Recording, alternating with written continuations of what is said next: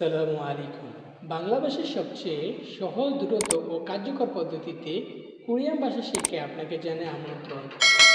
আজকে এই পর্বে থাকছে মৌলিক ব্যঞ্জনবর্ণ। আমরা জানি কোরিয়ান মৌলিক ব্যঞ্জনবর্ণ হলো 14টি। আমার ডান পাশে যে বর্ণটি দেখতে পাচ্ছেন এই বর্ণটির নাম হলো গিয়ক। গিয়ক। তারপরে যে বর্ণটি দেখতে পাচ্ছেন অনেকটাই ইংরেজি এল এর মতো। এই বর্ণটির নাম নিউন। নিউন। তারপরে যে বর্ণটি দেখতে পাচ্ছেন এই বর্ণটির নাম হলো দ্বিগুদ। দ্বিগুদ। এরপর টু এর মতো যে বর্ণটি দেখতে পাচ্ছেন এই বর্ণটির নাম হলো রিউল। রিউল। রিউল।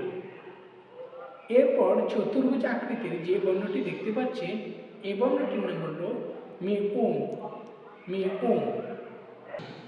এরপর যে বর্ণটি দেখতে পাচ্ছেন এই বর্ণটির নাম হলো বিউপ। বিউপ।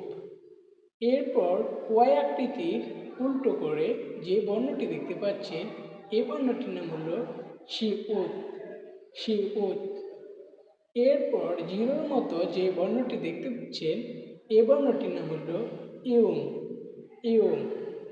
এরপর শিউতের মতোই কিন্তু উপরে একটা স্টেপ যুক্ত আছে এই বর্ণটির নাম হলো জিওত। জিওত। এরপর জিউতের মতোই কিন্তু উপরে একটি স্টেপ যুক্ত আছে এই বর্ণটির নাম হলো সিওত। সিওত। তারপর ইংরেজি এফ আকৃতির যে বর্ণটি দেখতে পাচ্ছেন এই বর্ণটির নাম হলো কিউক। কিউক। এরপর ইংরেজি ই আকৃতির যে বর্ণটি দেখতে পাচ্ছেন এই বর্ণটির নাম হলো থিওত। থিওত।